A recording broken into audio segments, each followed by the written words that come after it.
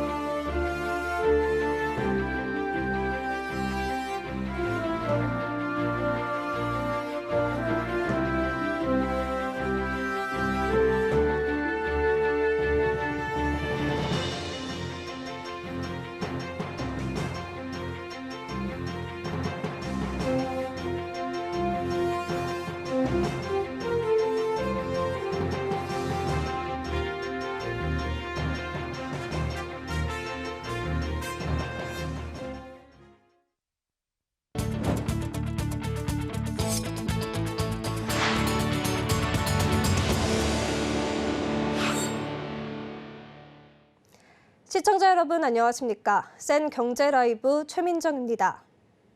금리가 급격하게 오르면서 부동산 시장이 계속해서 어려운 모습인데요. 서울 아파트 매수 심리는 6달 넘게 감소세를 이어가고 있습니다. 보도에 서청석 기자입니다.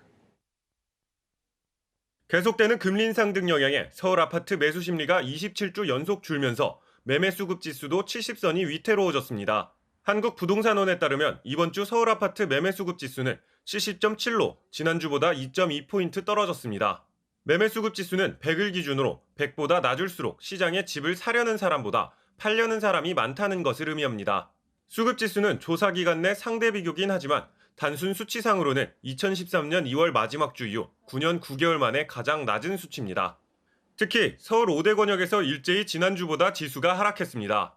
은평, 마포, 서대문구 등이 있는 서부권의 지수는 66.5로 가장 낮았고 노원, 도봉, 강북구 등의 동부권이 뒤를 이었습니다.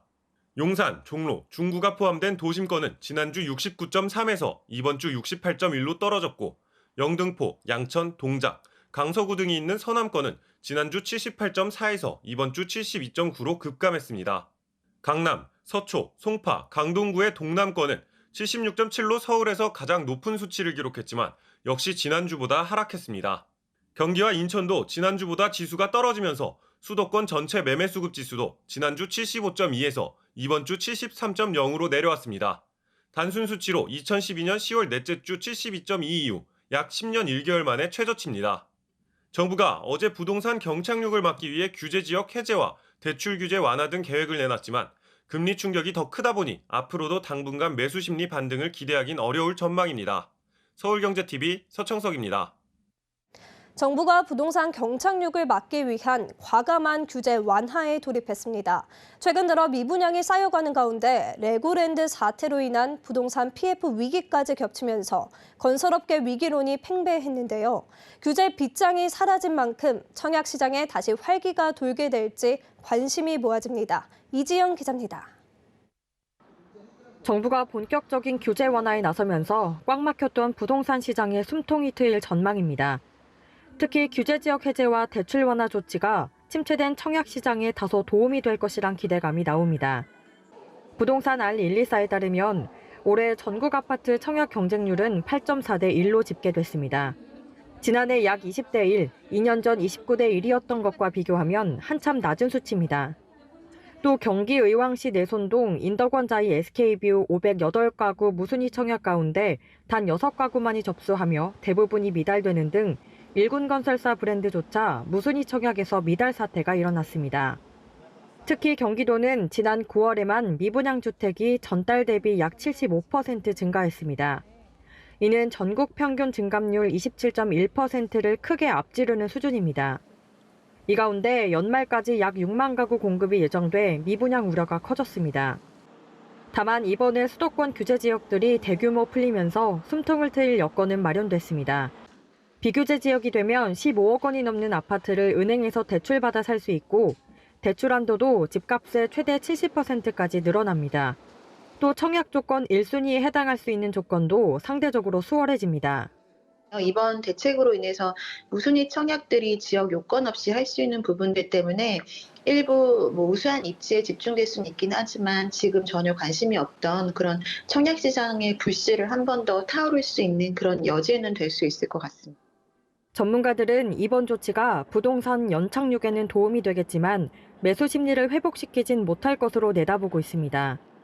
또 청약시장에선 인기 지역에만 수요자가 집중되는 쏠림 현상이 심화될 것으로 예상됩니다. 무순위 청약에서 지역에 대한 조건이 없어지면서 입지에 따른 옥석 가리기가 본격화할 것이란 분석입니다. 서울경제TV 이지영입니다. 어제였죠. 이복현 금융감독원장이 내놓은 발언이 금융권을 강타했습니다. 라임 사태와 관련해 중징계를 받은 손태승 우리금융지주 회장을 향한 발언인데요. 사실상 연임 도전에 대한 경고란 해석까지 나오고 있습니다. 김수빈 기자입니다. 현명한 판단을 내릴 것으로 생각한다. 어제 이복현 금융감독원장이 기자들과 만난 자리에서 내놓은 이 말이 금융권을 강타했습니다. 앞서 금융위원회로부터 당시 우리은행장이었던 라임 펀드 사태와 관련해 중징계를 받은 손태승 우리금융지주 회장을 향한 말입니다. 이 발언은 손 회장이 징계 처분 취소 소송을 제기할 가능성을 염두한 것입니다. 연임을 위해서는 소송을 제기할 수밖에 없는 상황인데 사실상 연임 도전에 대한 경고를 보냈다는 해석입니다. 이 원장의 발언 이후 인사처를 앞둔 금융권은 당혹감에 빠진 모습입니다. 손 회장은 3년임이 불투명해진 상황. 김지환 BNK 금융지주 회장이 임기를 남겨두고 사임한 사례를 본다면 다음 달 임기가 끝나는 손병환 NH농협금융회장과 내년 3월 말 임기가 만료되는 조용병 신한금융지주 회장까지도 영향을 미칠 수 있다는 분위기입니다. 이런 분위기는 시중에 떠도는 유력 후보군에서도 읽을 수 있습니다. 이미 임종룡 신지윤 전 금융위원장이 금융지주 회장 후보로 거론되고 금융당국 출신 관료 이름들이 하마평에 오르고 있는 등 이른바 모피아와 관피아가 수면 위로 올랐습니다. 금융노조는 즉각 반발하며 바로 저지운동에 들어가기로 했습니다. 금융노조는 권력자의 측근이나 현장 경험 하나 없는 모피아 출신을 금융권 낙하산으로 보내려 한다면 저지 투쟁을 벌일 것이라고 목소리를 높였습니다. 우리금융노동조합 협의회도 정권에 의탁한 관치의사의 우리금융 장악 시도를 중단하라며 무리한 중징계를 통해 현 CEO를 몰아내고 관치 인사를 시도하는 흔들기가 계속된다면 강력하게 투쟁할 것이라고 강하게 반발했습니다. 금융권은 정권 교체기마다 반복된 정치적 외풍이 또다시 재현되고 있다며 불만이 높아지고 있습니다. 서울경제TV 김수빈입니다. 오늘 코스피가 3% 넘는 급등세를 보였습니다. 미국의 10월 소비자 물가지수가 시장 예상치를 하회하며 큰 폭으로 하락하자 시장이 환호한 건데요. 좀처럼 잡히지 않을 것 같던 물가가 둔화 신호를 보이자 미 연준의 금리 인상 속도 조절 기대감도 커지고 있습니다. 한 주간의 증시 흐름 앵커 리포트입니다. 코스피가 오늘 3% 넘게 오른 2,483.16포인트의 거래를 마쳤습니다. 주 중반 미국 중간선거 불확실성에 하락했던 모습과는 대조적입니다. 시장의 반등을 이끈 키워드는 미국의 10월 소비자 물가지수인 CPI 발표였습니다. 미국의 10월 CPI는 전년 동월 대비 7.7% 올랐습니다. 이는 시장의 예상치보다 낮은 수치로 고공행진하던 미국의 인플레이션 속도가 둔화하고 있음을 시사했습니다. 특히 변동성이 큰 에너지와 식품을 제외한 근원 CPI 역시 전년 동월 대비 6.3% 상승하며 시장 전망치를 밑돌았습니다. 이에 올해 마지막 FOMC에서 연준의 긴축 속도 조절 기대감이 커지고 있습니다. 이 같은 연준의 피봇 기대감에 금리에 민감한 기술주와 성장주의 주가가 급등세를 보였습니다. 특히 네이버와 카카오는 오늘 각각 9.94%, 15.55% 오름세를 보였습니다. 그러나 증권가에선 연준의 금리 인상 속도 조절 기대가 과도하게 높아지는 건 경계해야 한다며 안도랠리 지속성에 대해 고민해야 한다고 조언합니다. 한편 이번 주 코스피는 5.74% 오른 2,483.16포인트에 코스닥은 5.38% 상승한 731.22포인트의 거래를 마쳤습니다. 한 주간 수급 동향을 살펴보면 코스피는 기관과 외국인이 매수한 가운데 개인만이 나홀로 매도했고 코스닥도 마찬가지였습니다. 서울경제TV 최민정입니다. 미국 소비자 물가가 예상치를 밑돌자 달러 약세 흐름에 힘이 실렸습니다. 이에 항공주들의 주가가 오랜만에 웃었는데요. 다만 실적 회복을 점치긴 이르단 분석입니다. 자세한 소식 윤혜림 기자입니다. 원달러 환율이 하루 사이 59원이나 폭락했습니다. 엿새째 하락세를 이어가고 있는 환율은 오늘 1318.4원의 거래를 마쳤습니다. 미국의 10월 소비자 물가 지수가 시장 전망치를 밑돌며 미국 연방준비제도가 긴축 속도 조절에 나설 것이란 기대감에 힘이 실리고 있는 겁니다. 강달러 기조의 환차손으로 큰 고통을 겪었던 항공업의 주가가 오랜만에 상승했습니다. 달러 약세 흐름이 시작된 3일 이후 오늘까지 대한항공은 총 15%가 넘게 올랐고 아시아나항공, 진에어, 제주항공 모두 플러스 수익률을 기록했습니다. 하지만 아직 환율 추세 전환을 속단할 수는 없어 항공사의 실적 회복을 점치기엔 이르다는 분석입니다. 2분기 대한항공, 제주항공, 진에어의 환차손은 각각 1,940억 원, 198억 원, 158억 원을 기록했습니다. 이어 3분기 대한항공의 환차손은 2분기보다 더 늘어난 3,998억 원을 기록했고 아시아나항공은 완전 자본 잠식 가능성이 높아졌습니다. 환차손도 문제긴 한데 특히 LCC 같은 경우는 이제 외화 부채가 많다 보니까 만약에 한 1,400원 정도로 연말 기준으로 다시 올라오면은 진에어나 TVA는 다시 또 부분 잠식 들어가거든요. 탑라인 회복은 맞는데 그런 이제 환으로 인한 그런 리스크가 좀 있다 보니까 아직은 조금 보수적으로 접근해야 되지 않나라고. 서울경제TV 윤혜림입니다. GS 칼텍스가 2조 7천억 원을 투자해 올레핀 생산시설을 준공합니다. 비정유 사업 다각화를 통해 종합 에너지 기업으로 도약한다는 포부인데요. 장민선 기자입니다. GS 칼텍스가 전남 여수에 올레핀 생산시설을 준공했습니다. 창사 이래 최대 투자 금액인 2조 7천억 원을 투자해 종합 에너지 기업으로 도약하겠다는 겁니다. GS 칼텍스는 이번 MFC 시설 준공으로 연간 에틸렌 75만 톤, 폴리에틸렌 50만 톤, 프로필렌 41만 톤 등의 생산 능력을 갖추게 됐습니다. 석유화학 분야를 확장해 비정유 부문 중심으로 사업 구조를 전환하겠다는 것. 이를 통해 유가 등 외부 환경 변화에 따른 손익 변동성이 크게 줄어들 것으로 예상됩니다.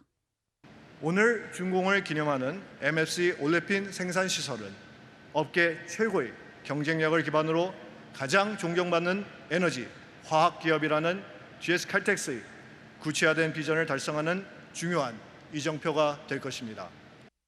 특히 MFC 시설은 에너지 전환 및 ESG 경영 추진에 핵심 역할을 할 것으로 기대됩니다. 기존 고도화 시설에서 발생하는 석유 정제가스를 원료로 사용할 수 있어 동일 생산 능력을 가진 석유화학 시설 대비 에너지 사용량을 약 10% 줄일 수 있는 것이 특징입니다. 또한 나프타 및 석유 정제가스를 원료로 활용해 수소를 부가적으로 생산할 수 있어 기존 석유 정제 공정의 수소 생산을 대체해 LNG 사용량을 줄일 수 있습니다. 허세용 사장은 다양한 고부가 가치 제품 개발을 적극 추진해 최고 수준의 석유화학 경쟁력을 갖춰나가게 될 것이라며 정유 사업에 더해 석유화학 사업, 친환경 에너지, 자원 재활용까지 포괄하는 종합 에너지 기업으로 도약할 것이라고 밝혔습니다. 서울경제TV 장민선입니다. 우리나라와 칠레가 수교 60주년을 맞아 탄소 중립과 신재생 에너지 분야 개발 사업을 강화하기 위해 힘을 모으기로 했습니다. 중소벤처기업진흥공단은 환경 에너지 분야의 우수 중소기업들이 칠레에 진출할 수 있도록 지원을 강화한다는 방침인데요. 설석용 기자입니다. 우리나라와 칠레가 신재생 에너지 분야 개발 사업을 강화하기 위해 손을 맞잡았습니다. 중진공은 한국 칠레 수교 60주년을 맞아 칠레 산업정책기관인 칠레산업진흥청과 친환경 에너지 분야 중소벤처기업 지원 협력에 나선다고 밝혔습니다. 중진공과 칠레산업진흥청은 현지 시각 10일 칠레 산티아고에서 이 같은 내용을 담은 업무 협약을 체결했습니다.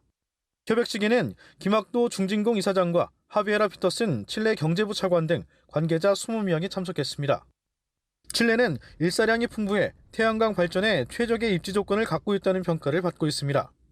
칠레 정부는 저탄소 경제로의 전환을 위해 신재생 에너지 분야에 대한 적극적인 투자를 진행하고 있습니다.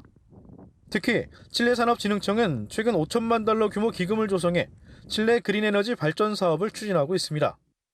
양국은 이번 협약을 계기로 중소기업 탄소 중립 지원 및 스타트업 육성 정책을 교류하고 친환경 에너지 산업 분야 국내 중소벤처기업의 현지 진출을 위해 힘을 모으겠다는 방침입니다.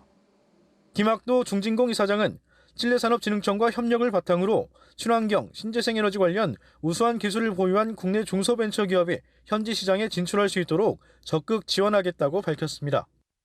한편 중진공은 지난해 8월 한국수력원자력과 에너지 분야 중소벤처기업의 해외 진출 및 기술 수출 지원을 위해 업무 협약을 체결하고 칠레, 미국 등에서 협업 프로그램을 개발 운영하고 있습니다. 서울경제TV 설소경입니다. 수입차 시장에서 포도의 익스플로러가 베스트셀링 SUV로 평가받고 있습니다. 육중한 차체에서 뿜어나오는 강력한 주행 성능부터 넉넉한 적재 공간까지 갖췄는데요. 성나경 기자가 직접 물어봤습니다. 가속 페달을 밟자 파워풀한 동력 성능과 함께 커브길에서는 안정감이 느껴집니다. 국내 수입차 시장에서 베스트셀링 SUV로 꼽히는 포드 익스플로러. 포드 익스플로러는 지난 2017년부터 3년 연속 수입 SUV 판매 1위를 수성하는 등 소비자들 사이에서 호평을 받고 있습니다. 일반, 스포츠, 에코모드 등 7가지 주행 모드를 탑재해 험로나 빗길 등의 도로 상황에서도 주행이 가능합니다. 넉넉한 뒷좌석과 적재 공간도 눈길을 끕니다. 2열과 3열에 성인 남성이 앉아도 다리를 자유롭게 움직일 수 있을 만큼 공간감을 갖췄습니다. 특히 3열의 경우 버튼을 통해 쉽게 접었다 펼 수 있어 캠핑, 차박 등 다양한 용도로 활용이 가능합니다. 여기에 싱크포 인포테인먼트 시스템을 탑재해 탑승자 누구든 스마트폰을 연동해 음성 명령을 사용할 수 있습니다. 운전자가 운전에 집중할 수 있도록 편의 기능을 강화한 겁니다. 한편 포드는 글로벌 시장에서 경쟁력을 입증한 익스플로러를 통해 한국 시장에서의 저변을 확대한다는 계획입니다. 서울경제TV 성나균입니다. 한국마사회가 한국경마 100주년을 기념해 아름다운 숲길을 만듭니다. 마사회는 오늘 경기도 과천시 레츠런파크 서울에서 한국경마 100년 아름다운 숲길 조성 기념식을 열었습니다. 마사회는 레츠런파크 서울 내 기존 산책로 구간을 새로 단장해 개방한다는 계획입니다. 한편 올해는 경마가 처음 시작된 1922년 이후 100년이 되는 해로 마사회는 앞으로 국민과 함께 새로운 100년을 향해 도약하겠다는 비전을 선포한 바 있습니다. 하나금융그룹이 오늘 선포식과 김장 나눔 행사를 통해 2022 모두 하나데이 캠페인 시작을 알렸습니다. 올해로 12번째로 맞이하는 본 캠페인은 하나금융그룹의 대표적인 ESG 활동으로 내년 1월까지 약 2달간 전 임직원이 다양한 봉사활동과 나눔 캠페인을 전개하게 됩니다. 특히 이번 캠페인은 하나금융그룹의 새로운 비전 의미를 담은 하나로 연결되는 모두의 나눔과 행복이라는 테마로 진행됩니다.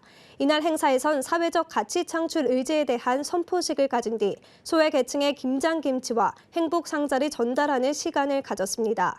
함영조 하나금융그룹 회장은 취약계층을 위한 다양한 프로그램을 진행하고 있다며 이러한 활동이 긍정의 나비 효과를 일으키길 바란다고 전했습니다.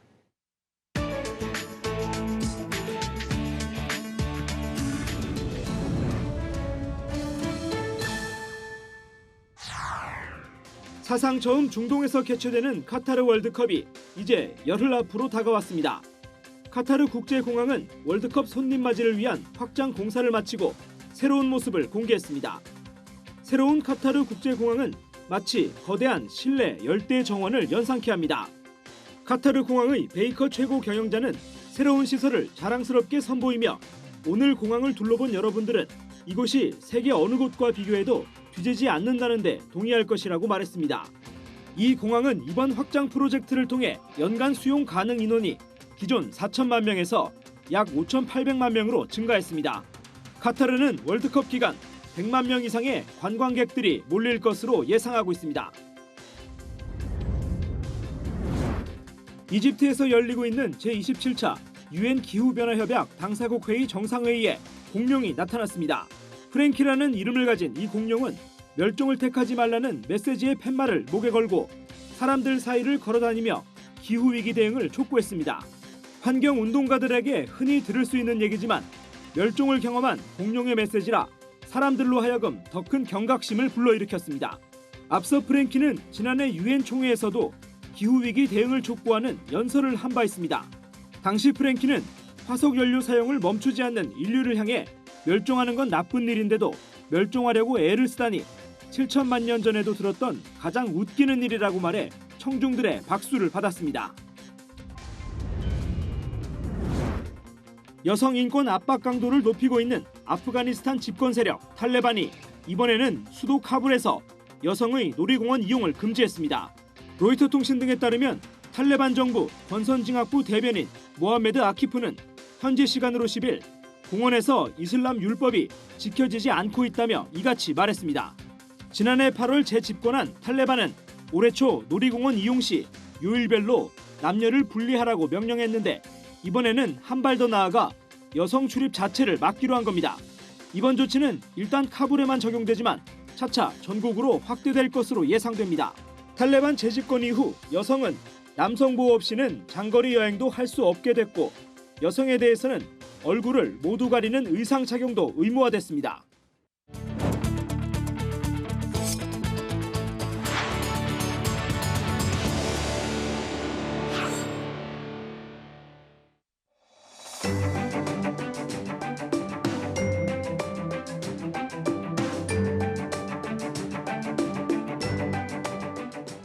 안녕하세요. K웨더 라이프스타일 예보 박성훈입니다. 전국이 점차 흐려져 내일 낮에 제주도를 시작으로 비가 내리겠고 내일 밤부터 전국으로 확대되겠습니다. 비는 일요일인 모레까지 이어지겠습니다. 예상 강수량은 중부지방과 전라남도, 경남 남해안과 제주도에 10에서 60, 그 밖에 남해안을 제외한 경상도 지역과 전북에 5에서 20mm가 되겠습니다. 한편 비가 내리면서 공기가 조금씩 깨끗해지겠는데요. 내일 오전까지 전국 대부분 지역의 미세먼지 농도는 나쁨 수준을 보이겠지만 내일 오후부터는 차츰 좋아져 일요일에는 전국이 보통 단계를 보이겠습니다. 비가 내리면서 답답했던 공기와 함께 기온도 뚝 떨어지겠습니다. 일요일 최저 기온이 10도 아래로 내려가겠고 다음 주 월요일에는 서울의 아침 기온이 6도를 보이겠는데요. 예년 이맘때보다는 높은 기온이지만 급격히 기온이 떨어지는 만큼 건강관리에 유의하시기 바랍니다. 다음은 자세한 지역별 내일 날씨입니다. 중부지방 구름 많다가 낮에 흐려져 밤부터 비가 내리겠습니다. 아침 기온은 서울 12도, 수원과 청주 11도 보이겠고 한낮에 서울과 인천 20도, 춘천 19도가 예상됩니다. 동해안 지방도 낮에 흐려져 밤부터 비가 내리겠습니다. 아침 기온 속초와 울진 11도로 시작해 한낮 최고 기온 20도를 웃돌겠습니다. 남부지방 제주는 낮부터 비가 내리겠고 그 밖의 지역은 밤부터 비가 내리겠습니다. 아침에 광주 14도, 부산 15도, 제주 18도 보이겠고 한낮에는 23도 안팎까지 오르겠습니다. 전해상 하늘 흐려져 비가 내리겠고 바람도 강하게 불겠습니다. 물결은 남해와 동해 3m, 서해 3.5m로 매우 높게 일겠습니다. 일요일까지 비가 내린 후 개겠고 그 이후에는 구름 많은 날씨가 이어지겠습니다. 날씨였습니다. 센 경제 라이브 저희가 준비한 소식은 여기까지입니다. 시청해주신 여러분 고맙습니다.